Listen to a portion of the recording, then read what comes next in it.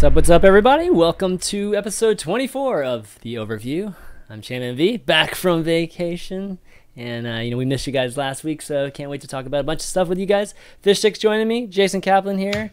What's up, fellas? Dude, actually, I was first looking at the script. I'm like, oh, we don't actually have that much to talk about, but that's because we forgot like 7 things. That's because I've been gone for like, almost 2 weeks now. So actually, this is a ridiculously stacked show. We've got team transfers, player transfers. We've got the Overwatch World Cup that was just announced. ESL Atlantic Showdown brackets are formalized, or the groups are formalized. We've also got the Overwatch Open and the last qualifiers this weekend. So yeah, just shit ton of stuff to talk about, as well as summer games and so on. Yeah, Jason, how you been? There's a preview for you guys. I have been drained. I mean, you got to get credit to ZP and Hex to how often they cast, but doing 5 weeks of shows, 4 days a week for EU and NA times when you're going home at like 3, 4 in the morning. It's rough, but I'm glad we're done. I'm glad we finally have our teams for the main event because it's going to be a damn good event. Oh yeah! Didn't you actually stay up till like 8 a.m. once or twice in that gambit? I don't remember. Yeah, a couple days. I just remember D-Man just being like, "All right, let's go get some breakfast," and some of those series were so long, man. It was, I remember the whole first week fiasco. Yeah, that was crazy. I'm sure. 10-hour days or whatever, 12 hour. I don't know how long you guys were casting, but it was pretty silly at the end. Those were funny days. But yeah, so let's talk about, I guess, just a general announcement from Overwatch, where the summer game events. Jeff Kaplan had a developers update that talked about how just events have been something in a lot of the other Blizzard games, and Overwatch was going to introduce this with summer games, given that the Olympics are right now in Rio. And we're seeing the theme just come out. Loot boxes now have skins that are, basically Olympic skins for a lot of the characters. And there's been one particular one I feel like everybody's been trying to get, which is the Genji, the white Genji, which does look pretty badass. Have either of you guys gotten it? Did you get it? I have not gotten it yet. Oh, I've gotten it like 3 times. Shut up. Have you? No, but it's not even the white on it. It's not. What is it? 70 cases. Okay. 70 cases. I've not bought times? a single case yet. Because wow. I'm a bad person. I don't know. Man, I haven't bought one either, actually, but I might have to. But no, the Genji skin, it's not even the white. It's the red sword. It's the red visor. It's completely different than any other Genji skin. It's so sick. Yeah. But I mean, let's be honest. This real skin everyone wants is the fucking American McCree skin. Like, goddamn, that skin looks amazing. The gun even looks better than a golden gun. The red, white, and blue gun. Yeah, that's true. I didn't actually think about that. Yeah, that's true. In fact, golden guns in general, just like,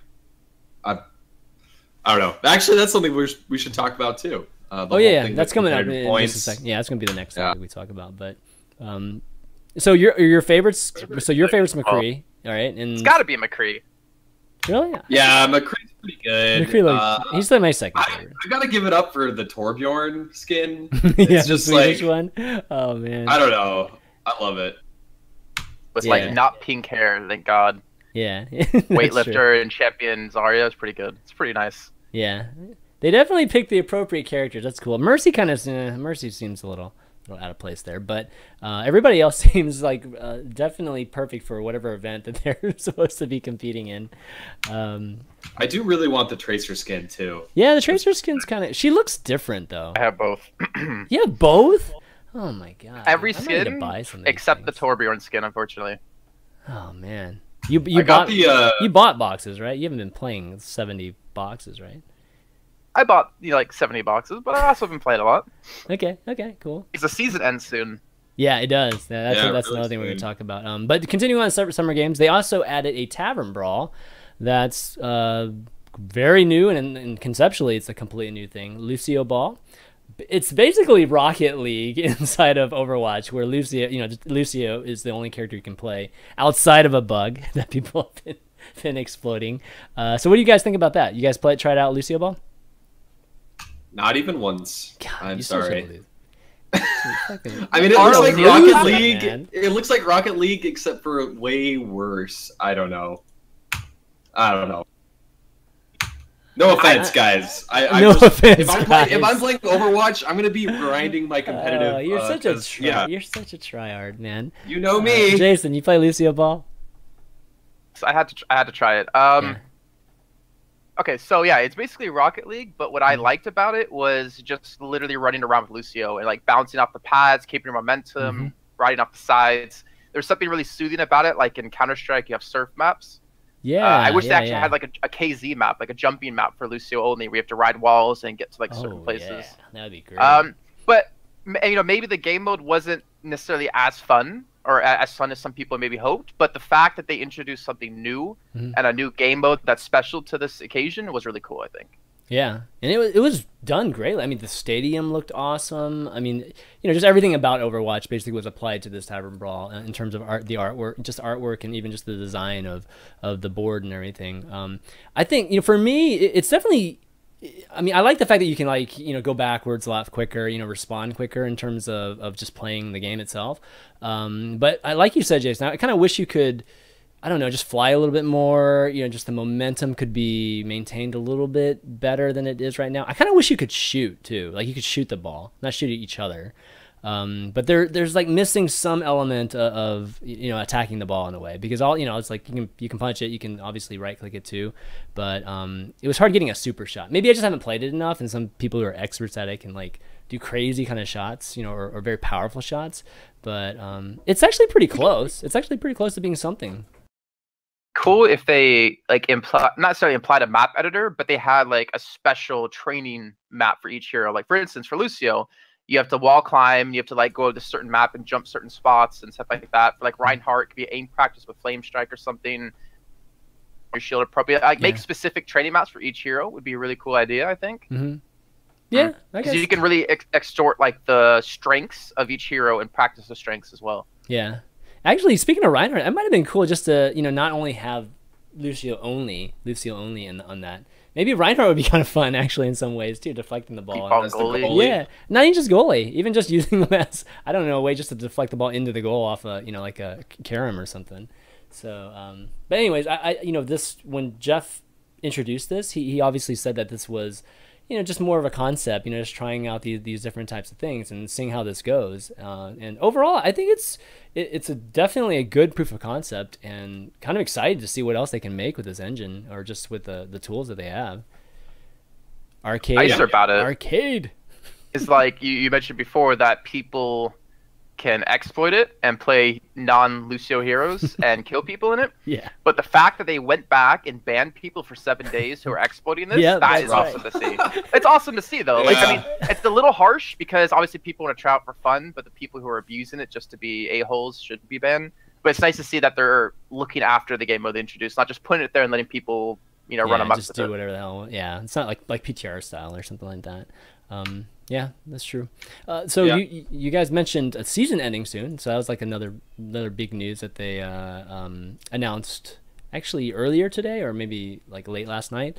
So they've announced that August 17th, 5 p.m. Pacific will be the last day of season 1. They've even gone and listed how the breakdowns will be for the competitive points, which everybody's been very curious about. And it looks like if you can get 65 and over, if level 65 and over, that you'll be guaranteed at least 1 golden gun. It looks like maybe that's all you can get is 300, right? You know, even if you're like level 85 or whatever. So 65 is the cutoff point. I'm not close to that, so unfortunately I'm not going to get that. But how about you guys? You guys are clear of 65, right? Yep. Yep. That awkward, like... Yep. Oh, I'm way above 65. Thank you very much. Yes, but you are. I just wanted to say that I'm a little bit disappointed by this for 2 reasons. Number 1 reason is 65 seems like a little bit low for the highest tier to me.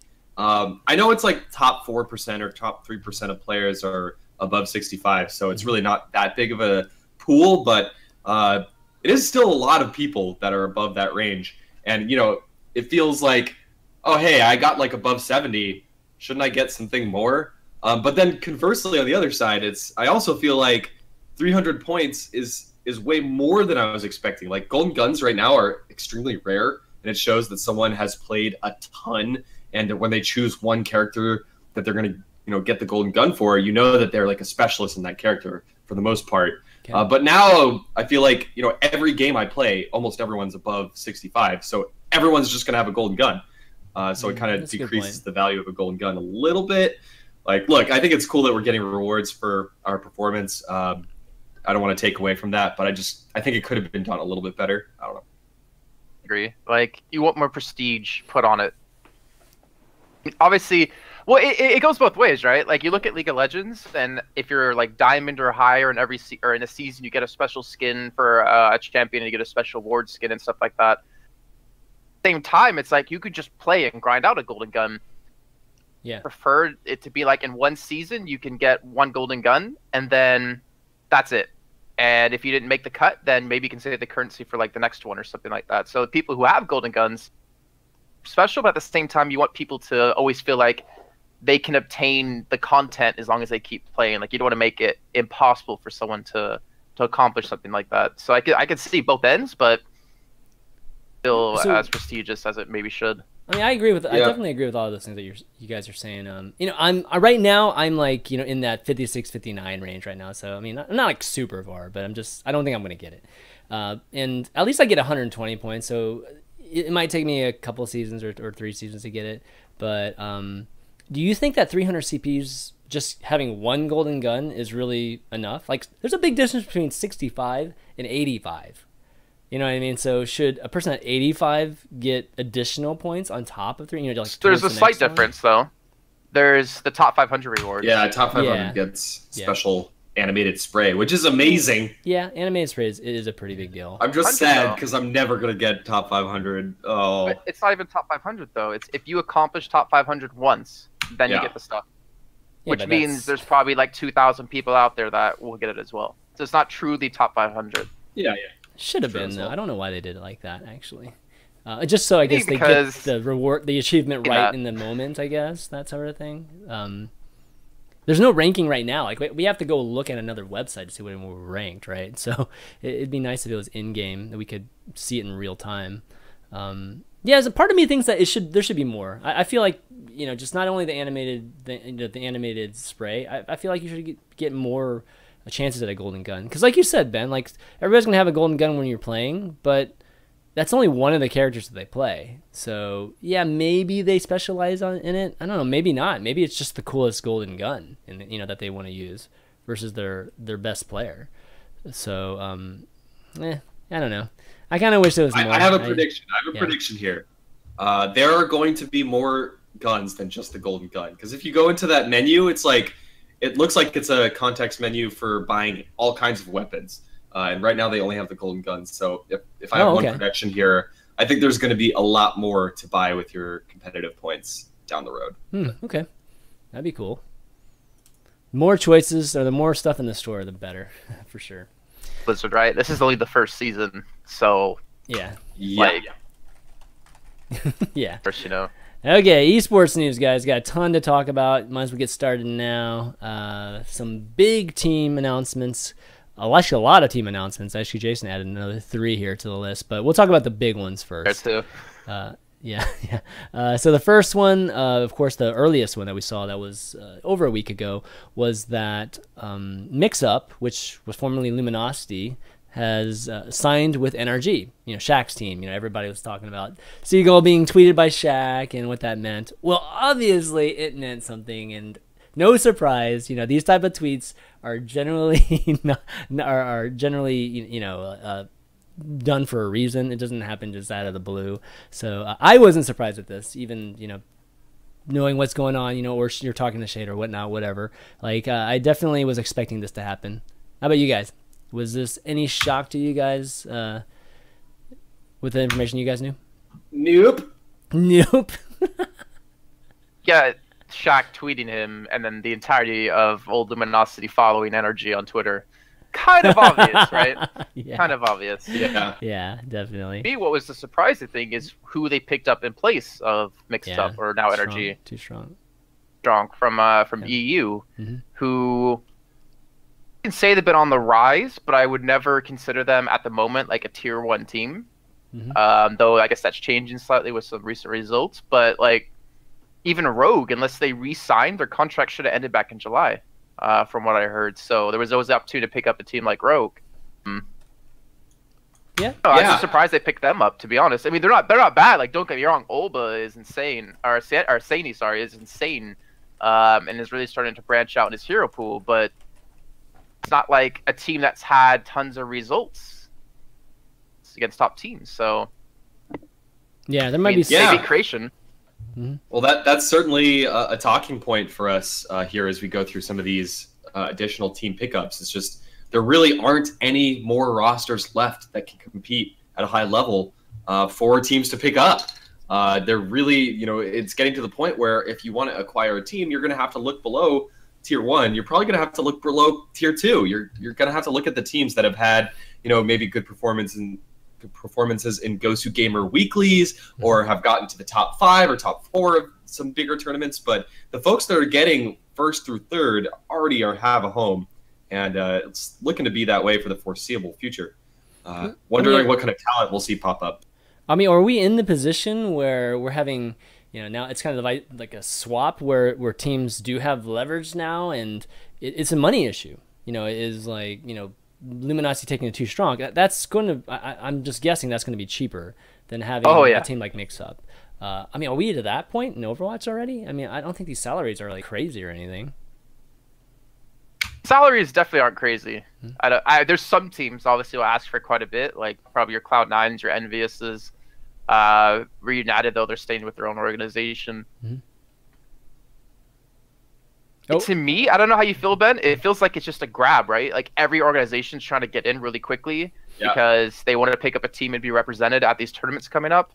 And it's not necessarily like a calculated investment. It's just like, well, we need to get our name into this game. Wow. Okay. Now, kind of thing. That's how I feel. You got to start somewhere. Yeah, true. Okay. Yeah. I mean, that's definitely true. You got to start somewhere. And you would guess that the due diligence would be done pretty well for a lot of these team pickups. But then you have TSM, right? Yeah. Who ended up dropping Code 7, or what used to be Code 7. Here we go. And facilitated a transfer. So like officially facilitated a transfer to Complexity. So Code 7 is now Complexity, just for those of you that hadn't been following.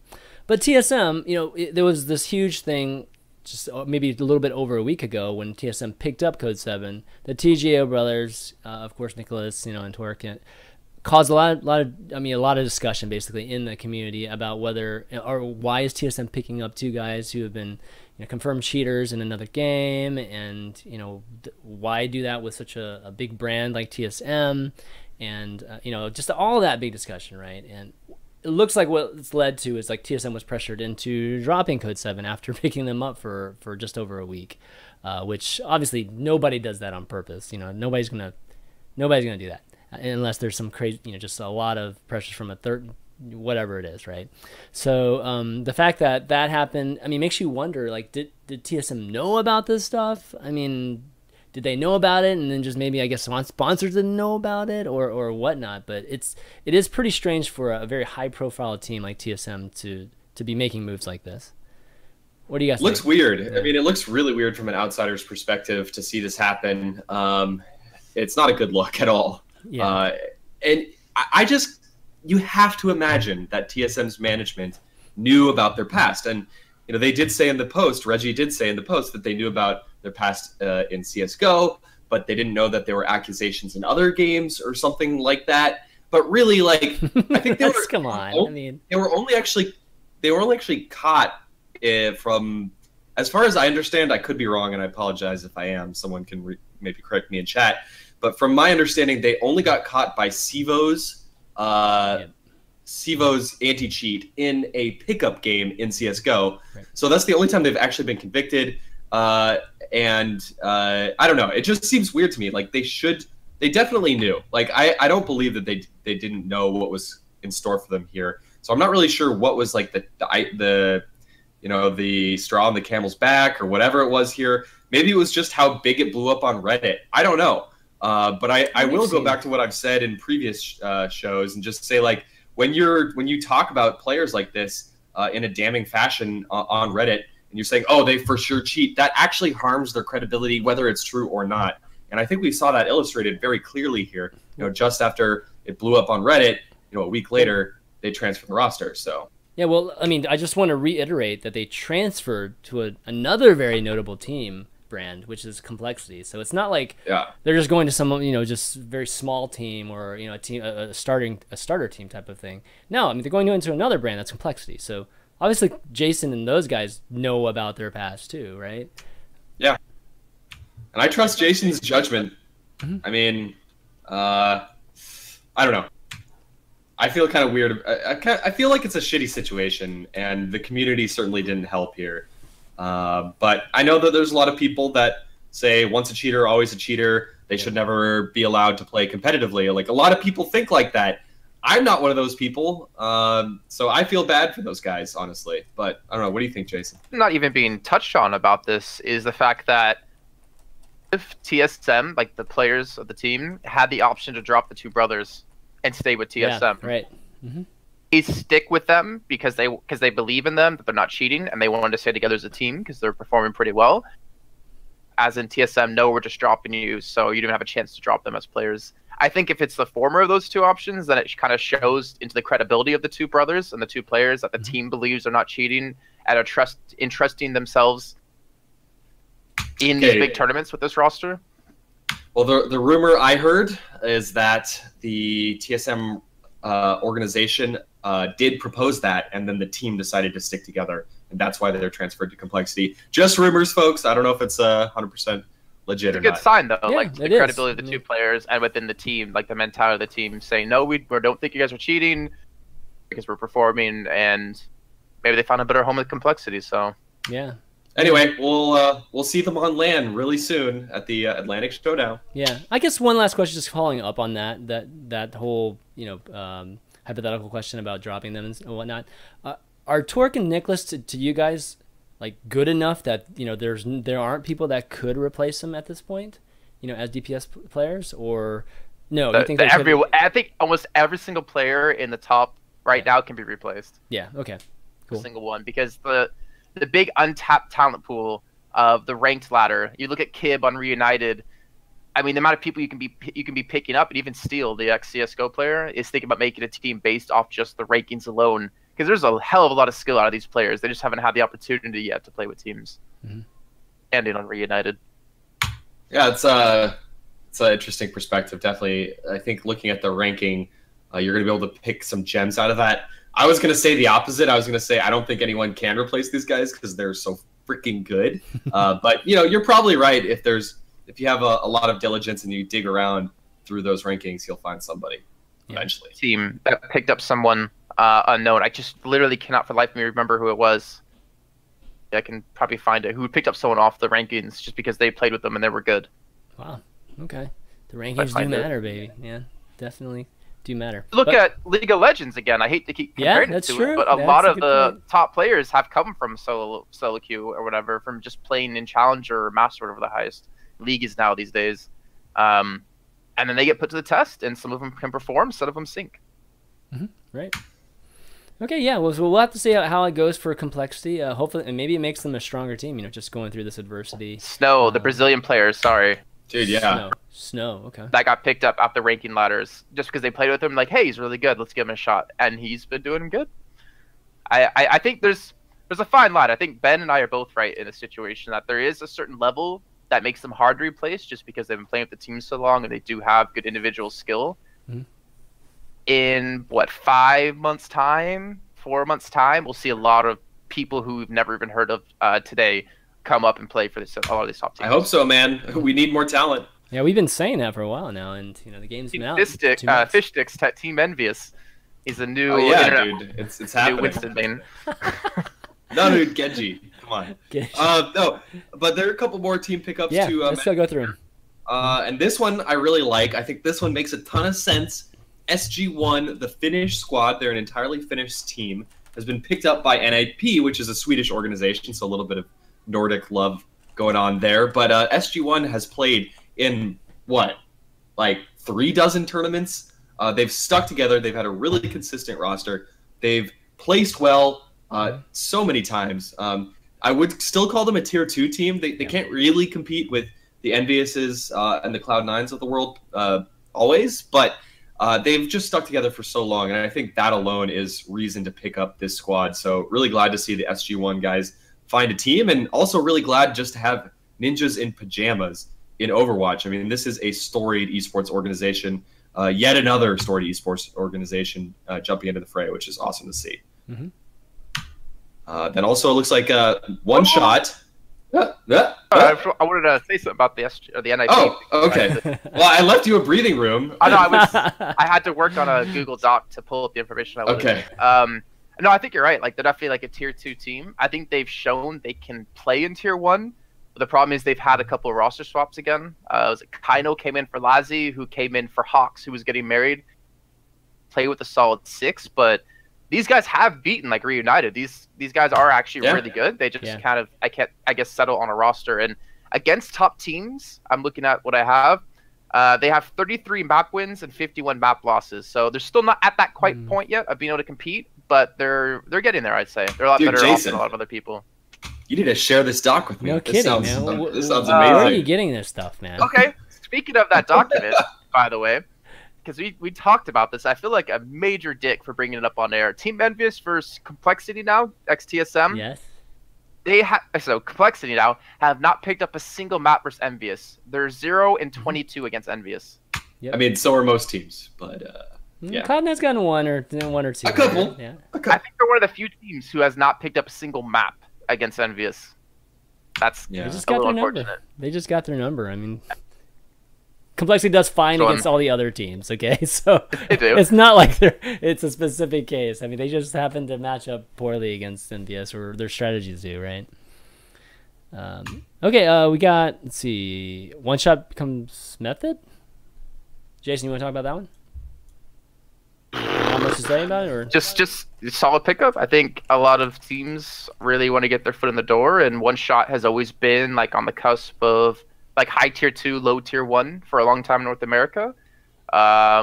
It's good to see them pick up a team. They unfortunately didn't qualify the Atlantic Showdown, but it's a solid team. Like Ben was saying before, there's not a lot of top teams remaining anymore, or any that you can actually pick up for an organization. And I think Method probably got one of the better North American teams that are left. Oh yeah, I'm just glad to see it, because Ultima Wep was always like, even in the beta phase, actually especially in the beta phase, he kind of stood out to me as like a top 3 Genji in the world for a moment there. I don't know if I haven't seen him play recently, but this guy is an incredibly talented DPS player, and I think you can build a team around this guy. So good to see. And lastly, we got H2K picks up Kids Next Door. This one I know nothing about. Yeah, I don't know anything about this one either. Looked at their past results just to like get more of an idea, because I've actually never casted them. They placed 9th through 16th through 2 of the NA qualifiers and 5th through 8 in the last qualifier. Esper's on this team. Yeah. So so Esper's on the team, but also Jay's in chat. She's going to go off about this, but they have a female DPS player for the team, Marissa. That's awesome. Yeah, that's great to see. And they also have someone else on the team. I think it's Pharaoh, who has like 1.2 million followers on SoundCloud or something. Wow. Yeah, one of the players from the team up there within music. Yeah, Pharaoh. Wait. So he's a producer, DJ. He's a DJ. Oh my god, does he play Lucio too? That would be awesome. If he did, that would be awesome. He's a flex, so probably not. Darn, man. The marketing potential producer on that DJ dude has 274,000 followers on SoundCloud. Sweet, man. See, Overwatch. I don't even know how you figured that one out, Jason. Gotta give it up for that one. I just saw people on Twitter following him, and I'm like, who the hell is this guy? And I see like HDK Gaming, I'm like, what the? And I had to look into it, but I mean, HDK, let's see what they can do. It's cool, man. All kinds, like Overwatch is reaching also all kinds of people. Basically, the last like team we're talking about that got picked up, but there's one more team I wanted to mention, a special mention to, in North America. This is a team who beat FaZe Clan in week 3 of the qualifiers. This is a team who qualified through on the last week. It's a team who have some background in different games, but they've just been playing the hell out of the game since it's come out, like 2,000 hours combined within the team or something like that. And the results just this last weekend got them beating NG Red 3-2. Wow. They lost to TSM, now Complexity 3-0. But then they went on to beat Soda Pop 3-1. They beat Method 3-0. And they lost to Fnatic 3-0, but it was a ridiculously close 3-0. It actually doesn't even reflect how close the games were. Like, they were on Ilios against Fnatic, and were up like 2-1 at one point. Draw, I think, was played. It came down to like 10-second difference. All right, the team that no one's heard of that could challenge Fnatic. Like, this is a good team coming. Well, that's fantastic. Good. Yeah, I mean, those are definitely solid results too. So, gaming.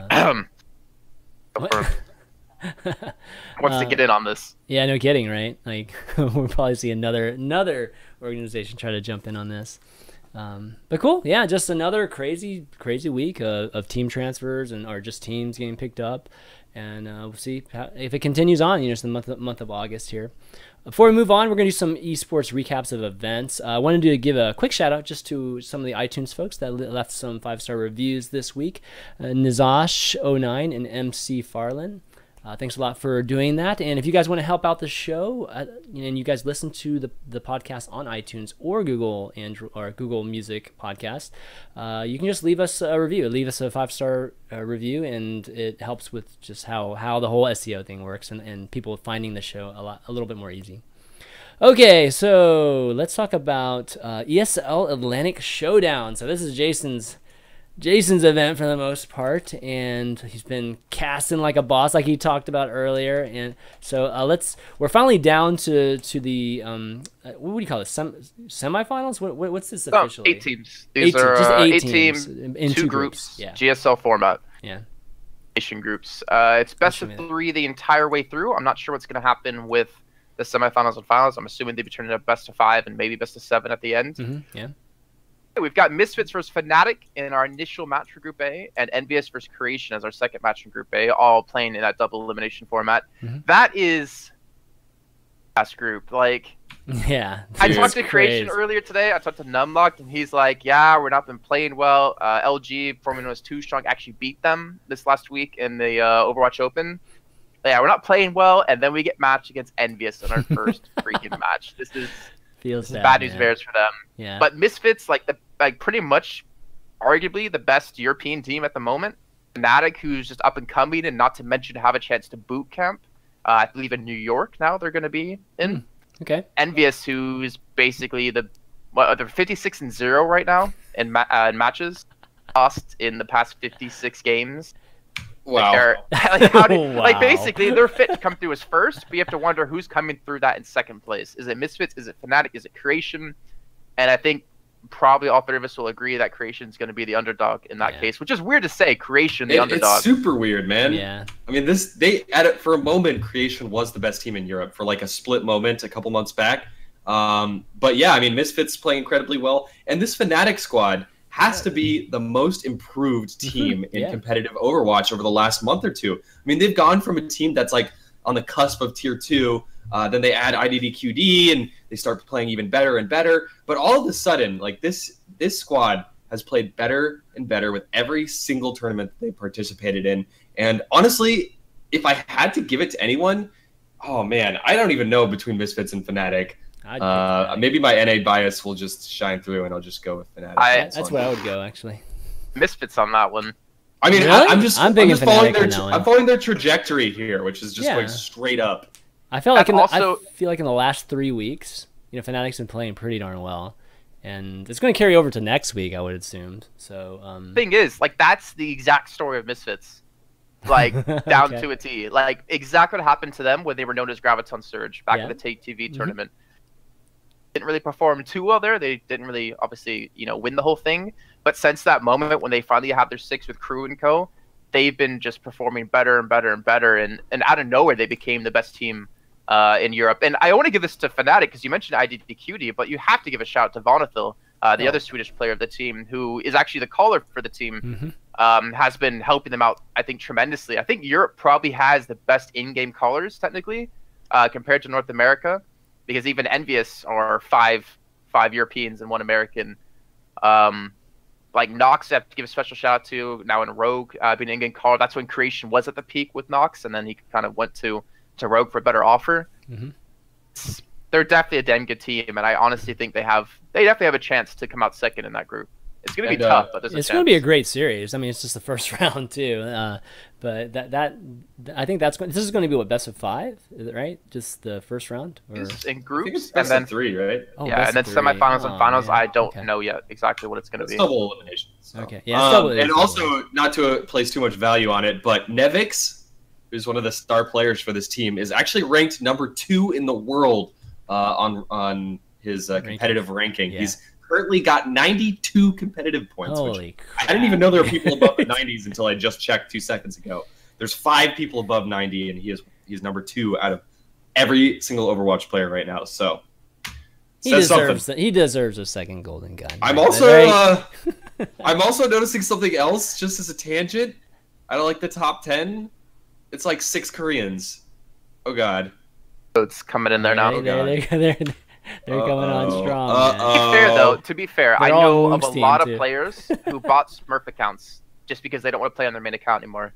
Like, they want to remain top 500 and they don't want to bother, and they have it for like playing with viewers on stream, which is another whole problem. Yeah. With people so far away from where you are. Yeah. Like, he was number 1 until I think maybe last week when he was 91. It's insane. I didn't even like Fishstix said, I didn't even know people were that high yet until I looked on Master Overwatch. I was like, holy crap.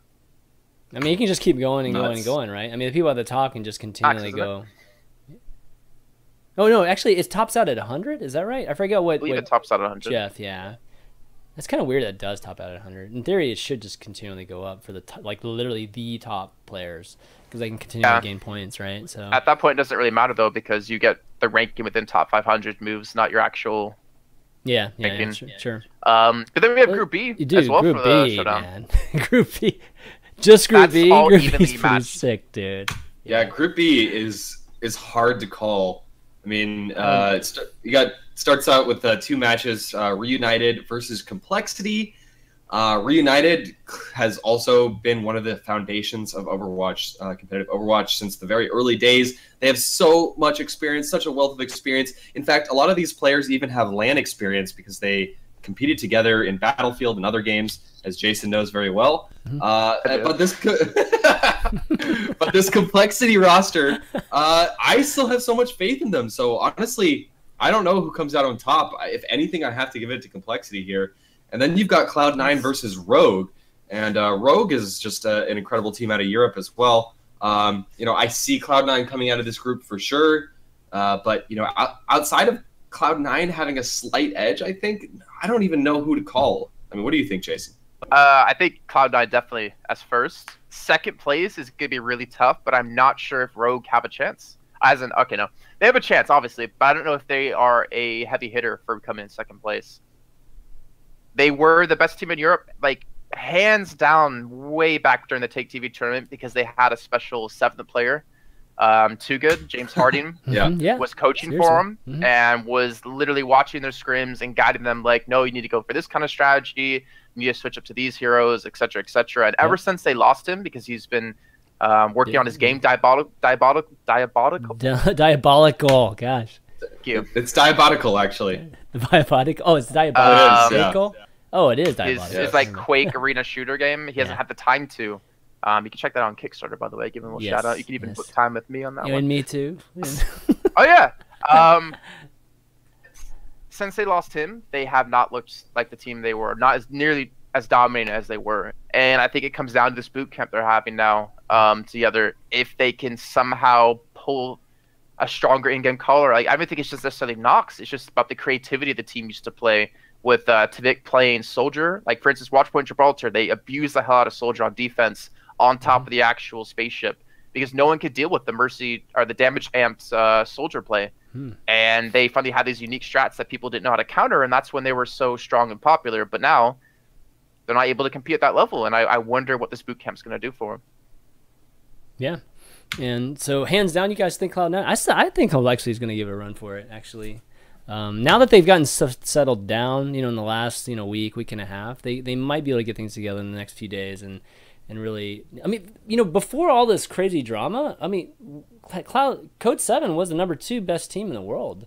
Like, it wasn't that long ago. You know, Cloud9 just recently is starting to, you know, just beat them, you know, in certain events. But to be fair, you're actually right about that. Like, yeah, I'm looking at the stats between the two teams. I think it's going to be really tight. I don't know why you guys think that Cloud9 has its hands down. It's been tight between these two teams, and given complexity, it's had crazy drama like behind the scenes. This, you know, it's kind of, you know, this should actually be very, very competitive live.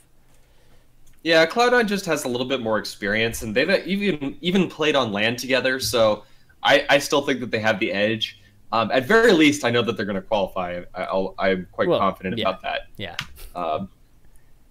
But yeah, I would agree with that. Yeah, Group B is like all up in the air, man. I mean, Rogue could impress. United could impress. Like any one of these teams could play out of their mind and just pull some big upsets. If anything, this sets up Europe to really make a statement here, because you know, for a long time now, I feel like NA has just been the better region, you know, in terms of the top teams. So if we can see, you know, the United or Rogue or Misfits actually, you know, come out and, you know, beat one of these NA teams and beat one of the NA teams actually solidly, then I think that's going to bode really, really well for the region. If it's just all NA, I mean, I know Ben, you're gonna love that, but I'm not sure how I'm not sure if that's necessarily great or not, but it could potentially be that. I mean, I think the favorite in a lot of these, maybe except for the Misfits Fnatic, you can probably call even, are NA teams, right? So I think one thing we have to talk about as well before we do come off this topic, or one of the two things, is that IDDQD with not 200 ping. Wait, sorry, say that. You broke up there a second. IDDQD not playing with 200 ping is going to be insane, because he almost single-handedly carried them back at the Take TV tournament on his McCree. Yeah. He's ridiculous, and if he's playing on a LAN environment, I am afraid to be against him. That's true. That is definitely true. Yep. It'd be great to see. I can't wait to see another LAN. It's, you know, we haven't had another LAN since Agents, right? Was that the last one? It's the last major one. Yeah, yeah. I mean, right? Well, OG Invitational, and it's not really a LAN. That wasn't a LAN. Yeah, it was just all online. Yeah. So, yeah, it'd be great to see. Can't wait to, you know, like, obviously it's been a very long event, so I can't wait to see it culminate at Gamescom. Both of you guys will be there, right? There'll be a lot of people at Gamescom, so... oh, yeah. Is there... I hope is there, like, stands going to be set up or whatnot, or is it just going to be a small booth there? For the event? Yeah, for the event. Yeah, Gamescom. So for the action, there's two areas for Overwatch as far as I know. There's one at the Blizzard section, and there's one in the esports arena section. But in the esports arena section, because the game is graphic in terms of Germany, they actually have these big curtains surrounding the whole thing, so you can't actually see inside of it. Wait, Overwatch is considered graphic? Because there's blood. Oh my god! It's like animated blood. Yeah, but it still counts in Germany, so you won't be able to see clearly into it. You have to be inside the actual stage area to watch it. But there will be, like, hundreds of seats. Yeah. There's tons of seats. Okay. That's good. That's fine, then. Yeah. I want to touch on about this, because I saw some people on Reddit commenting about the hackization stuff and how it's going to be dealt with when it comes to LAN. Ooh. So... doing it the same way we do with Counter-Strike, all peripherals and equipment needs to be handed in a day in advance so it can be checked to make sure. All cell phones, any electronic devices other than your mouse and keyboard and headphones are taken and kept in a box off stage, so you can't actually load anything onto your computer. And everything is checked with an admin directly behind you to make sure you're not loading anything inconspicuous onto the computer or using anything mid-game. So I think this will finally settle the hackizations. Okay, good. I mean, it's safe to say that there will be no hacks during this event whatsoever. All right. I mean, if Slasher was here, he'd say, "There's always a way." That's probably true. But oh man, you could just like touch it with I don't know, have something. I don't know how you could do it without any of those devices. So, okay, well that's definitely can't wait for that. And again, that's what's the date on it again, Jason? It's 20th and 21st of August. Okay, 20th and 21st. So not this weekend, but 10 p.m. 10 a.m. CEST on day one. All right, good deal. Let's move on to the next event, which was the Overwatch Open. And Ben, why don't I let you take this one or lead us through this one? Yeah, sure thing. So the other really big tournament going on right now. Yeah. Qualifiers still going. Last qualifier is this weekend for NA and EU. It's kind of similar concept to the Atlantic Showdown in that there's teams from NA and teams from EU that are qualifying throughout a series of tournaments, qualifier tournaments, and then at the end they're going to be pitted together against each other on a LAN format. With this one, I think it's 8 best teams from NA and 8 best teams from EU. So we will see, I think, a slightly larger group, at least that qualify into the playoffs. I'm not sure exactly what's going to be at LAN. But yeah, we actually have the standings up for this one. Yeah. And one thing we actually didn't talk about when we talked about the Atlantic Showdown is that NRG did fail to qualify, unfortunately, for all those Seagull fans. And we all know that that team has a lot of fans out there. So you guys are okay because NRG is looking in very good standings right now for the Overwatch Open. At very least, they'll be participating in this tournament for the weeks and months to come, because I think the $300,000 grand finals is taking place later this year in early October. So it actually is the same weekend as TwitchCon, which makes me really sad. But end of September, early October is the E-League finals. So yeah, I mean, we can maybe take a look at those standings right now. Wait. Two teams. Okay, go ahead. Sorry, go ahead. Oh, I was just going to say the 2 teams that have qualified so far are Envious and Misfits, who I believe someone in chat was saying, I think Misfits is number 2 in the world right now. I wouldn't doubt that at this point. But yeah, all the top teams that you expect are here. And you're going to see even some Tier 2 or Tier 3 teams make it at least into the playoffs for this one because of it just being slightly bigger. So you've got teams like Splice and Sody Pop in NA. And then in EU, you've got like Pretz, who, by the way, Pretz is one team that could still maybe get picked up. You know, still trying to make their way into this tournament. So pretty open right now.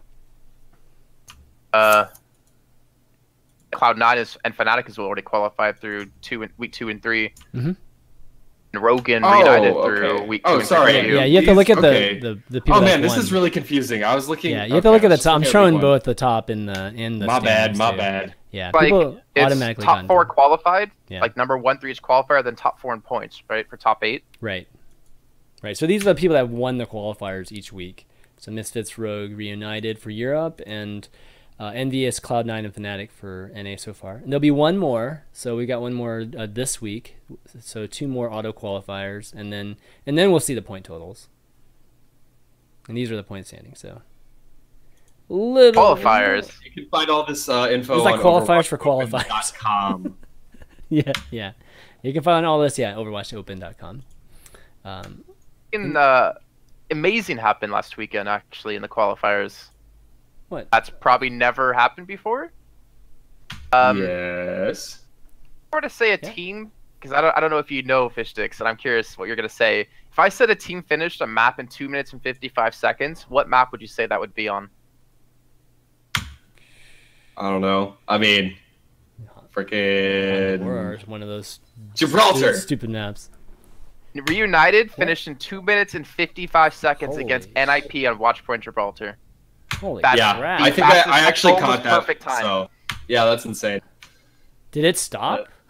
It basically didn't stop the whole time. It didn't stop a single time. Oh my god! Almost the perfect time on that payload map. was just moving the whole time. That's crazy. Wow. Fastest time. Okay, that's pretty impressive. Recorded on that map. We'll have to note that record down. That's for sure. As well, because I mentioned before talking to Numlock saying Creation are just not doing too well. Look, the new Luminosity roster of 2 Strong beat them 2-0 in that qualifier last weekend. So that's pretty. They lost to Reunited 3-0, but it's good to see that there's still some other teams that can kind of compete with the top dogs, and they're not letting their organization down, I'd say. Yeah, definitely. Actually, guys, I have an announcement. Yes, I was waiting for the announcement, dude.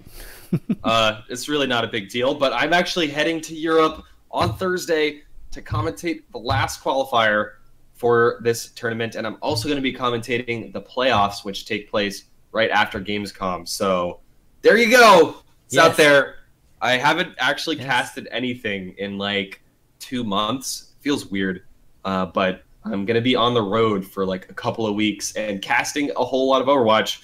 So look forward to seeing my bright, shiny face on stream pretty soon here. feels weird. I'm excited. Good, man. Right? Can you say who you're casting with? I mean, I think it's the same people that are out there now. Joshy went home. Oh, Joshy went home already? Oh, okay. Saw on Twitter. Oh, well, I don't even really know. I think ZP's still out there, right? I don't know. Just curious. All right, cool, man. I can't wait to see you casting again. It's gonna be a lot of fun. That studio looks pretty nice too. So yeah, it does. It looks super nice. Okay, so yeah, definitely. If you guys, okay, your studio looks nice too, Jason. Yes, your studio always looks nice. Honestly, there's actual desk looks so sick because like the texture of the desk looks really cool and the orange lights. Yep. All right, well, let's talk about an event.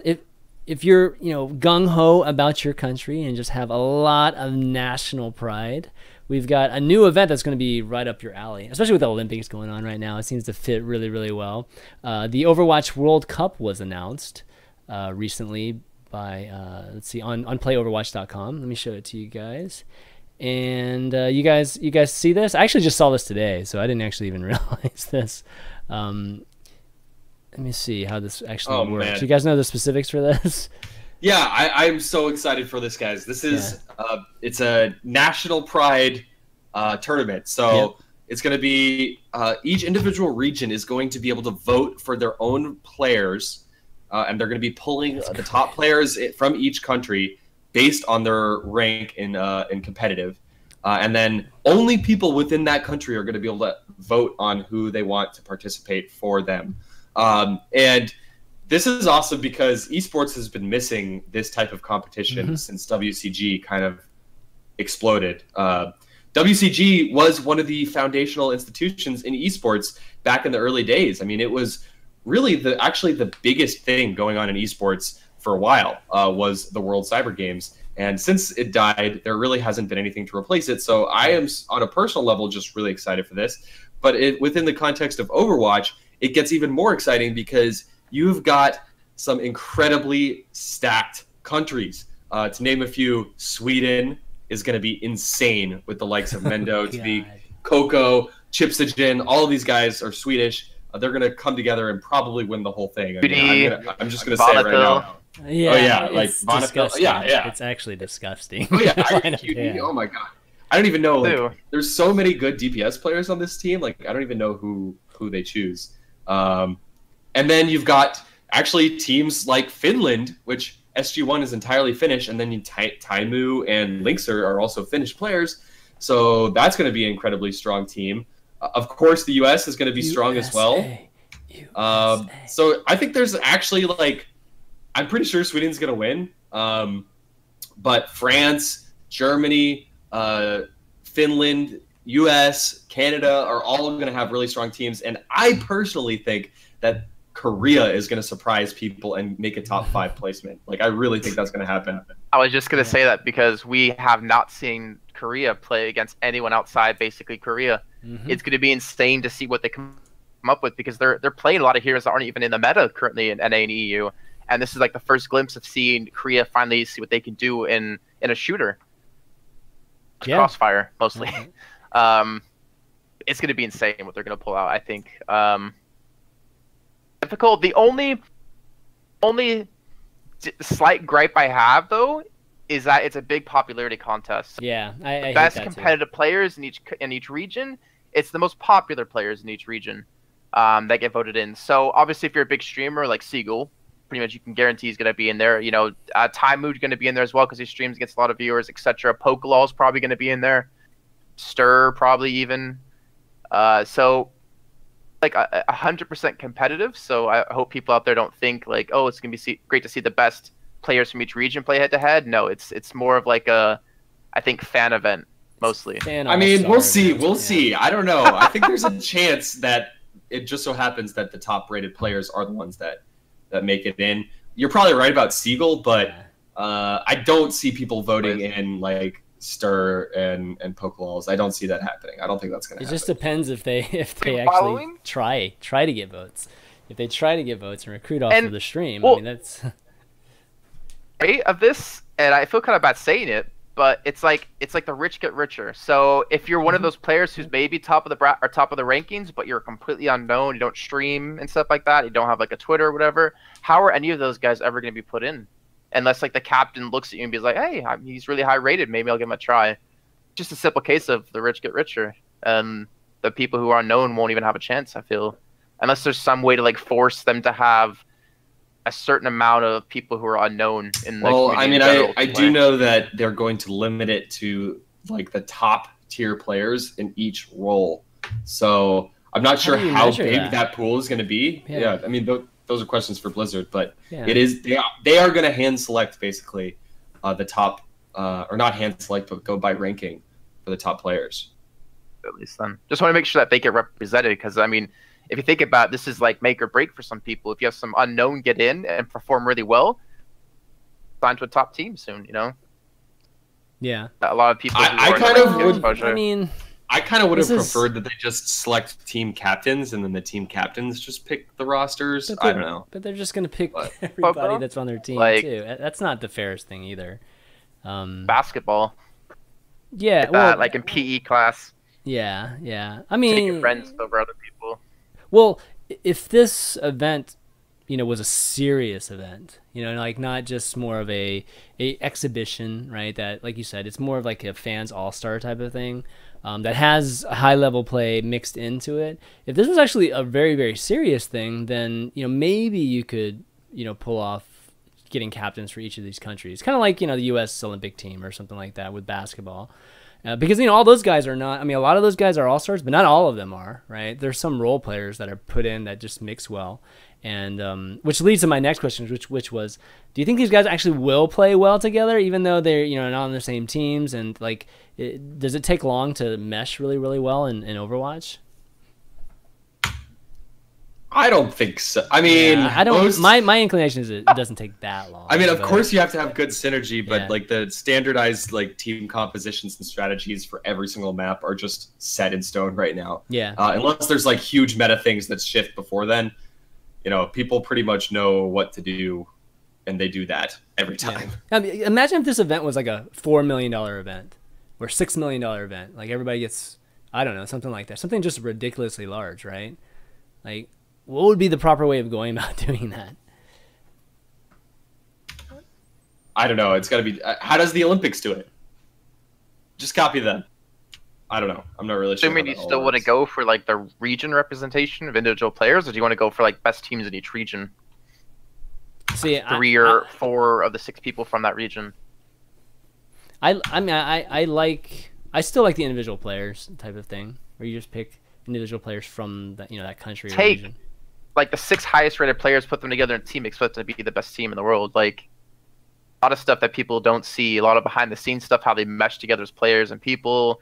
Best players on the team, I almost guarantee none of them is going to want to play Lucio or play Zenyatta. They'll want to play McCree or Genji or Tracer. Well, roles have to take they have to be taken into account at some point. So I don't know. It's kind of a competitive tough though. Yeah, it would definitely be. There's no big offline tournaments or big online tournaments happening within a month's time around it. I think it'll still be some really good games. Time to practice together for this BlizzCon. Yeah, I would even take, if it wasn't even just country, I would just take region. Like have it be Ryder Cup style with three regions instead of just 2. And then you could include a lot of players. Then you could have captains figuring out how to build teams, multiple teams, right? You can match up just you have team A, team B, team C, and team D or whatever from each country, and then just have them like duke it out, right? And have it be a full weekend of awesome stuff. I'd like to see that too. Actually, that was always my dream. Have like a captain who picks his teammates that are also nominated as well, to try to get like a team of people they know. Just a single team? Yeah, like for instance, if like Seagull gets nominated as a captain, right? Is he gonna pick like Gods and Pooks and Dummy and try to get his like whole team made again in this, or is he actually gonna like spread out and pick people who aren't on his team? Like I'm assuming there has to be like some rule set for captains in there to prevent them from doing that. I do not know. That's what I mean. That's kind of why I wish there would be more teams, so you have more spots to figure out instead of just you know, just a few spots or this type of limited scenario here.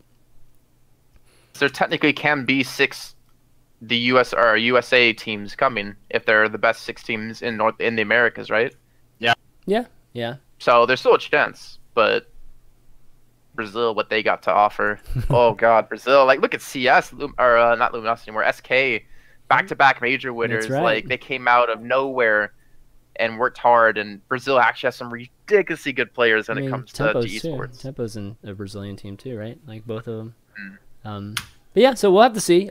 Just in general, though, I think this whole, you know, structure with you know, just country or region or whatnot, I think is good. I'd like. Dude, I love it. Yeah, I love it too, man. I don't think, just from an esports standpoint, like you said, WCG was the first thing and that introduced that type of nationalism. We saw it with WCS Season 1 too, right, with StarCraft. But that was a success in my eyes. I just like to see it more. I don't think we've even delved into it enough in terms of just different structures and things that you can do, even given that premise.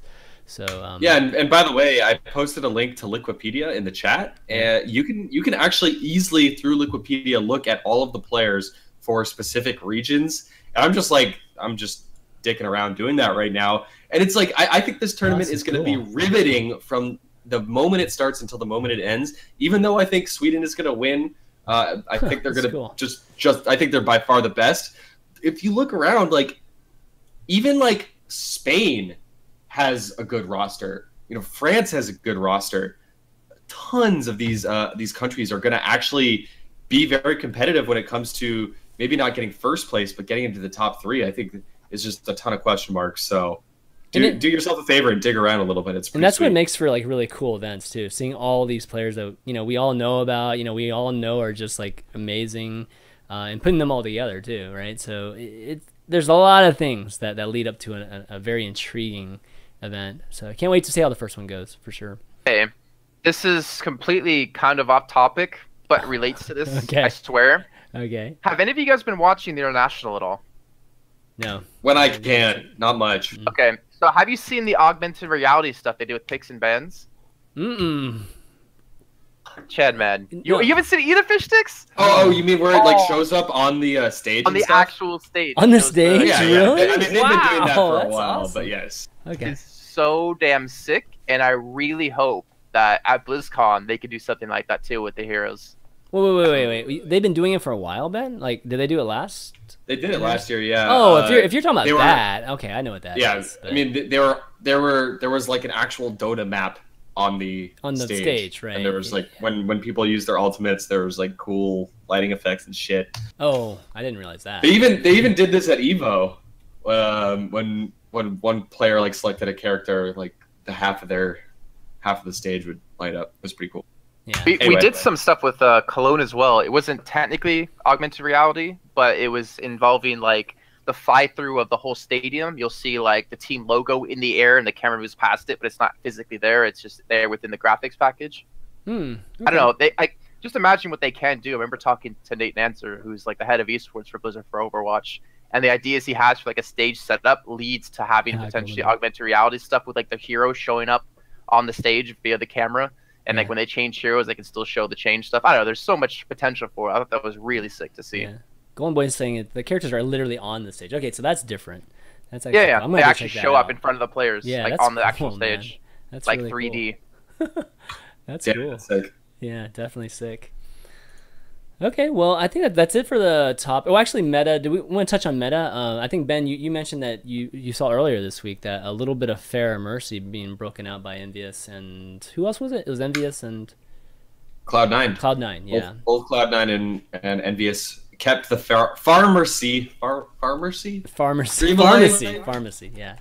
Yeah, they kept the dream alive. I mean, it's not too much to write home about because they only played it for like short, tiny little stints. But it was good to see at least.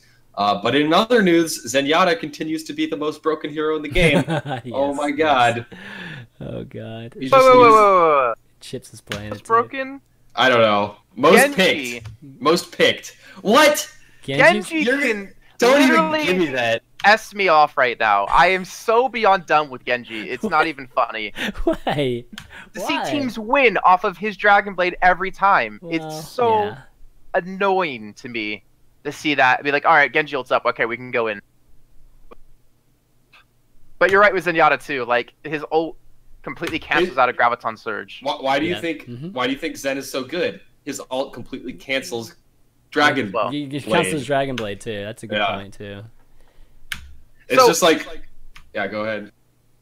Is revolved around the Zenyatta and work countering out the Graviton Surge, because that's what teams are relying on. Is pull Graviton Surge in, Dragon Blade across, and win the fight. However, I'm waiting to see the adaptation from that, where Anna's played more. Because if they're going to a Graviton Surge, use a Biotic Grenade, no one's surviving that Graviton Surge. Yep.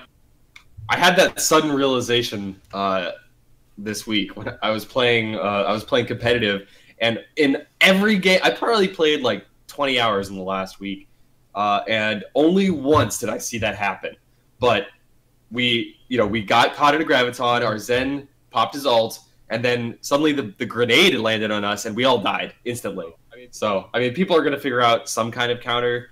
But right now, the meta, it just feels like it's in a weird place, man. It's like both teams, it seems like the rhythm is kind of off right now. It's like, because almost every engagement is like poke, poke, poke, poke, poke until everyone has their ults, and then suddenly Graviton, suddenly Dragon Blade, and then suddenly they respond with Transcendence, and then after the Transcendence, they use Sound Barrier. And sequential. Both teams just do the same ultimates like every time.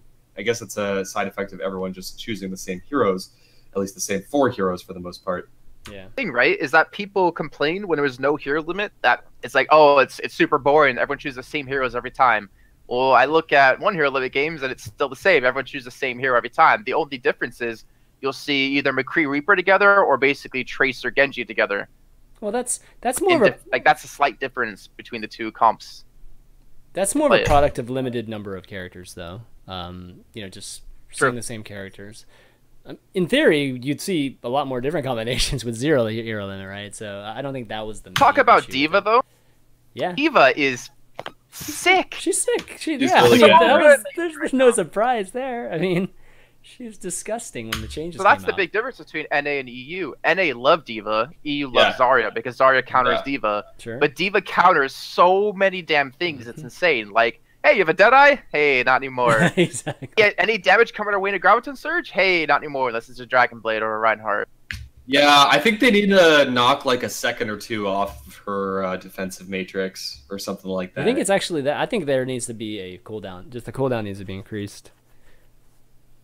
Yeah, that could work too. Yeah, I think that's more of an issue, for me at least. What do you think of the ult? What do you think of the nukes? Has the nukes been effective, like in a lot of... Nuke is great. I love the nuke. It pisses me off so it bad. Clears, and then now they chase, man. It's so Graviton Surge. Crazy. What doesn't piss you off right now? I know. Quick question. Favorite play, Jason, right now? I don't know. How do you counter a self-destruct Graviton Surge unless you have like a Reinhardt or a Mei? Yeah, good point. Yeah, it's just Reinhardt's counterable. Like things that are uncounterable. A Roadhog hook into a one-shot, uncounterable unless you dodge the hook. Get good. Get good. And the self-destruct, uncounterable. It's just really frustrating sometimes to see. Like that was the whole McCree argument too, or one of the arguments is that he can melt tanks, but he can also just E and right-click and kill you. Right? It was just like you can't miss this if you're a competent player. Right. Well, you can't miss this combo either with Roadhog or with the D.Va Graviton Surge. There's no counterplay to it. That's the frustrating part to me. Mei. Everyone should just go Mei. I mean, no problem. Everybody should just go Mei. To be fair. Yeah. As well, we saw a lot of capture points played in the Overwatch or the Atlantic Showdown qualifiers. We saw a lot of capture point played, and we saw a lot of Mei being played too. True. Particularly on Hanamura, and it was actually really hard for teams to counter. And they had to go to like some really mobile comps to like just jump in instead of having people left behind the wall.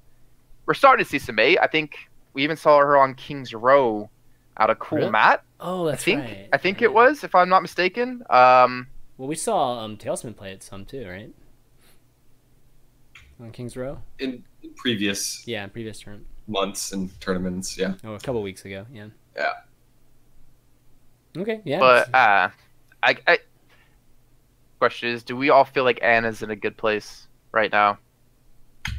Dude, I think Anna's actually really strong. Not on all maps, but on the capture point maps. I mean, yeah, dude.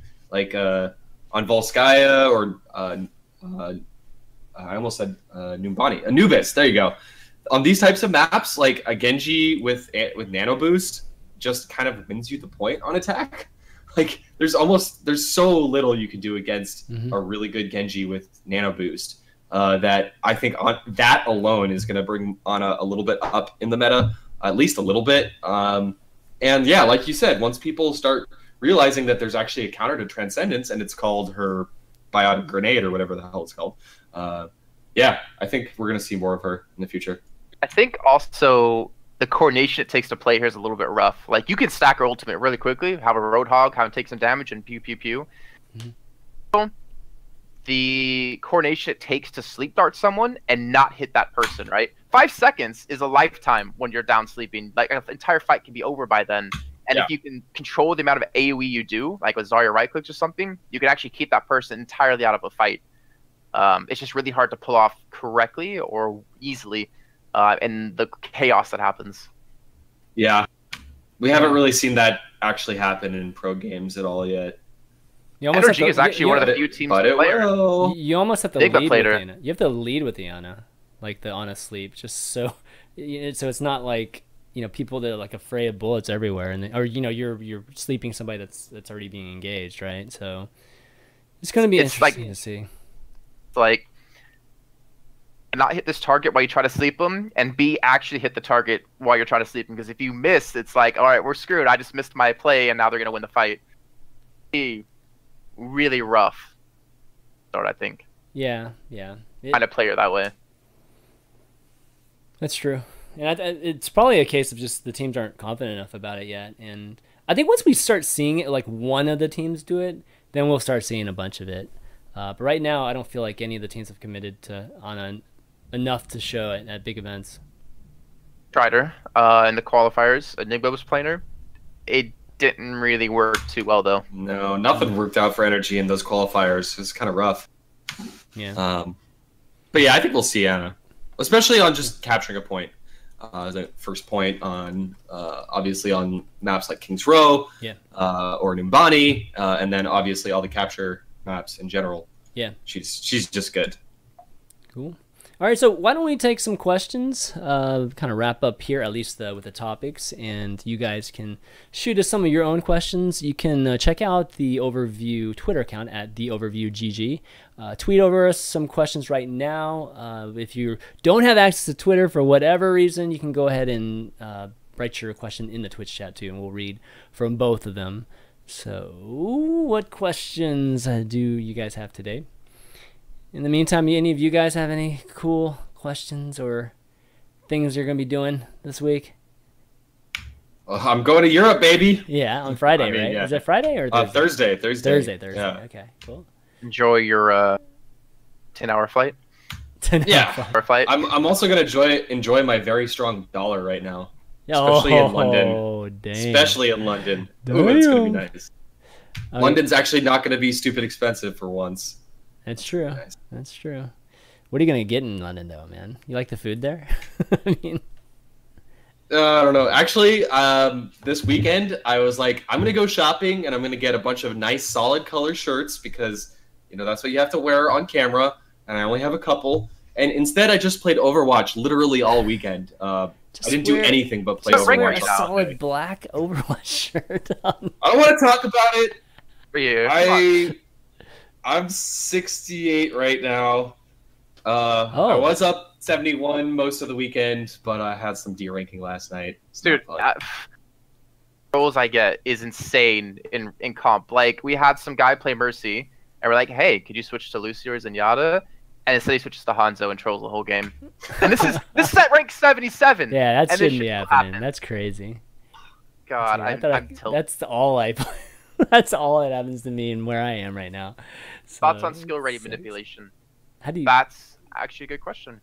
Like, what do you mean by that? Like, what happens is you have someone who's on a high rank account, so like 70, 80, whatever, 60, like high 60s. Right. They queue a fresh account who purposely lost their games, their promotion games, or their placement games to be like rank 40. Who's actually like a rank 80 player. Right. And they play together, which means they're always the underdog, and they get a ton of points for doing it. So both of them are going to have alternate accounts, Smurf accounts to play on. so you can boost it. That is, you have to limit how far you can queue. 50 rating, right? Like you could be 100 and queue with like a rating 50 player, maybe 10 difference, and then that way you can really control that happening. Yeah. I kind of like it's a tough situation because on one hand, when I'm solo queuing or duo queuing with my buddies, and we happen to queue up and we get someone who's like 58, like that can ruin the whole game if they just have no clue what to do.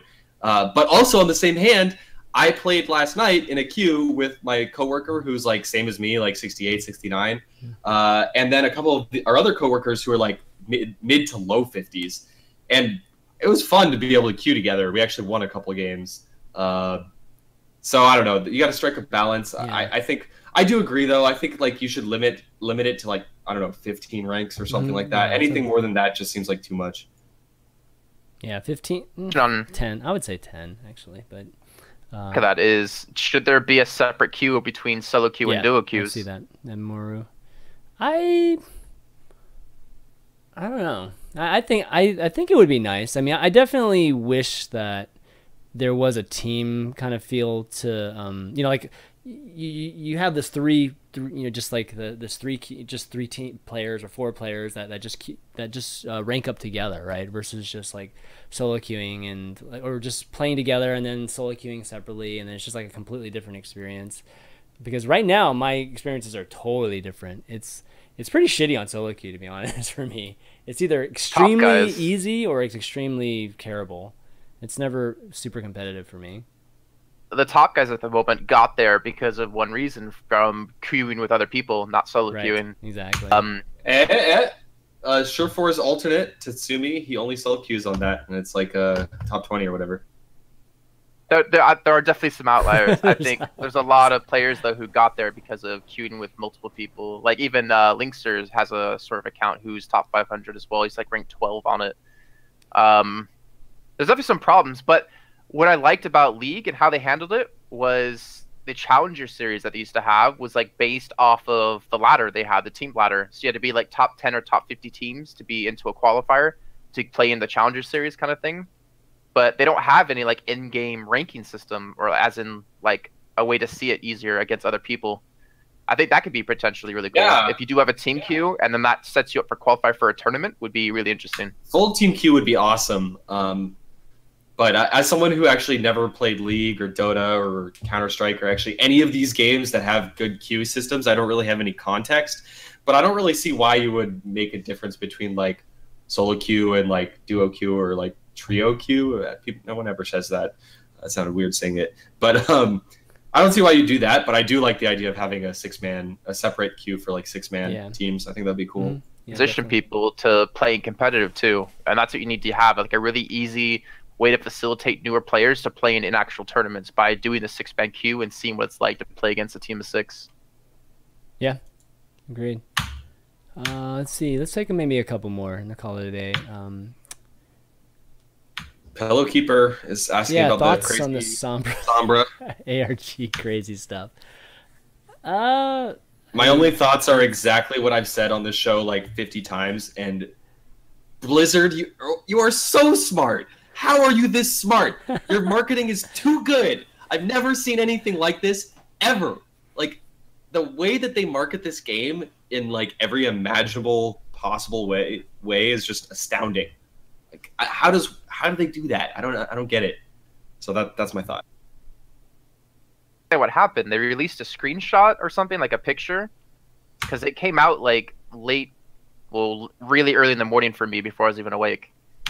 There's been multiple things, but it's like static in like their announcement video for Ana. Someone analyzed that and like made it into barcodes and lined it up and translated it into binary and then translated that into something. Like I'm not smart enough to understand, but online game there used to be. It was like a quest. Yeah. Where you have to solve all these riddles and problems, and there was like 150 of them.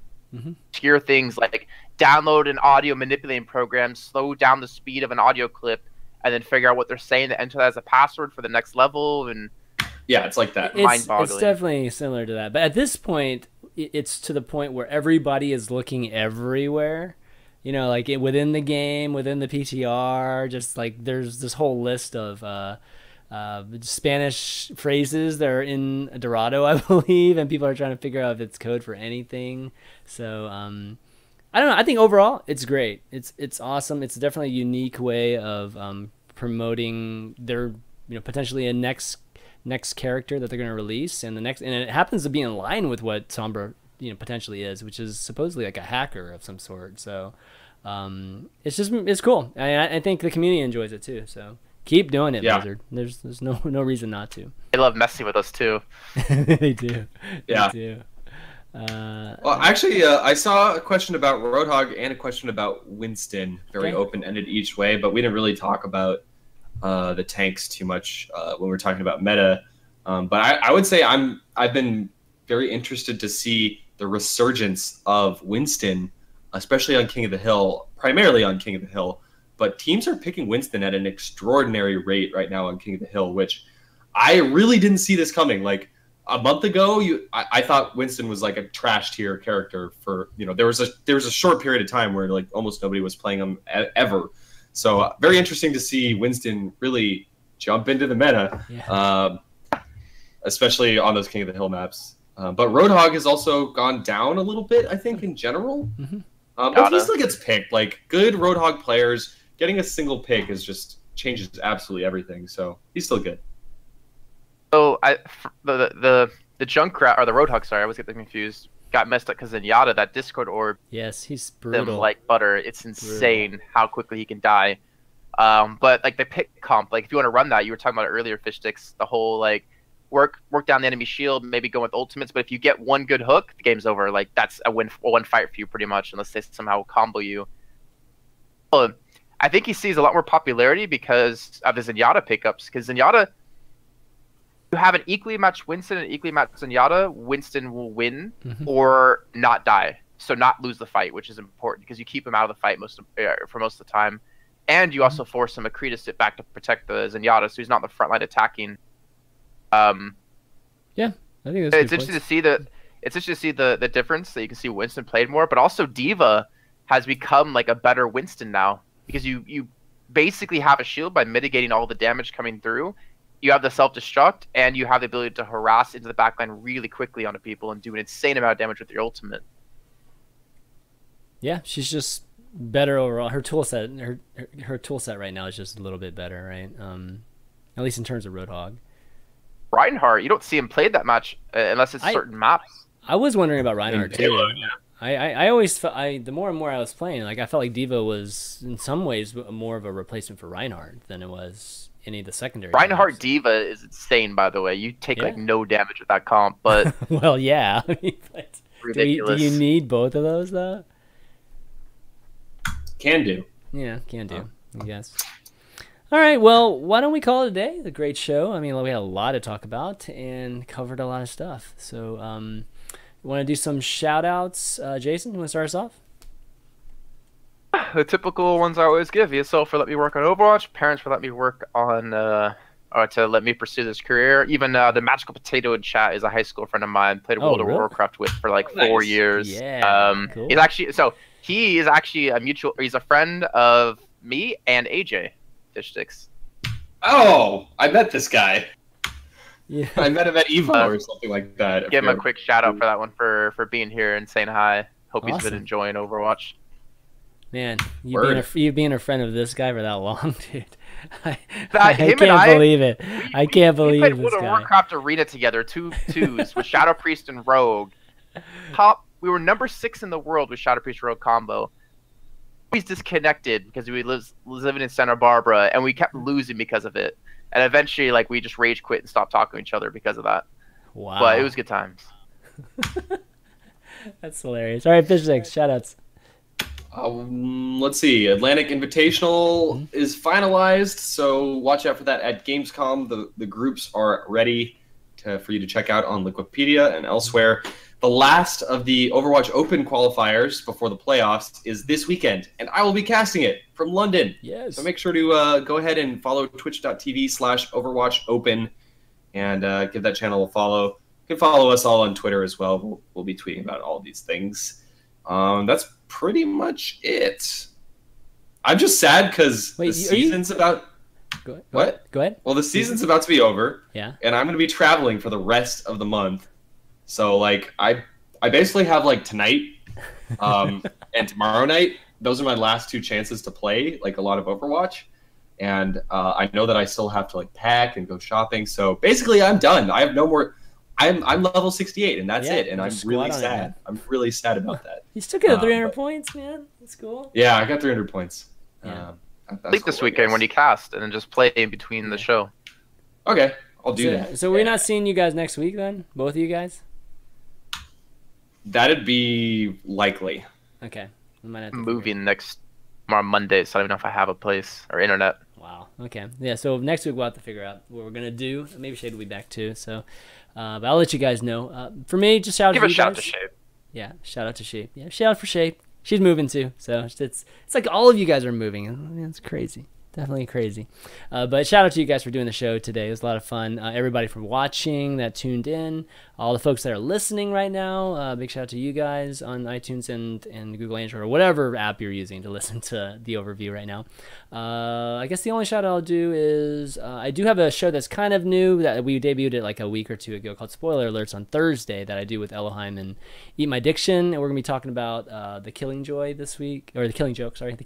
This week. So if you're a big fan of Batman and the book / the movie, come and check that out. It's kind of like a review. We just dive into that sort of thing.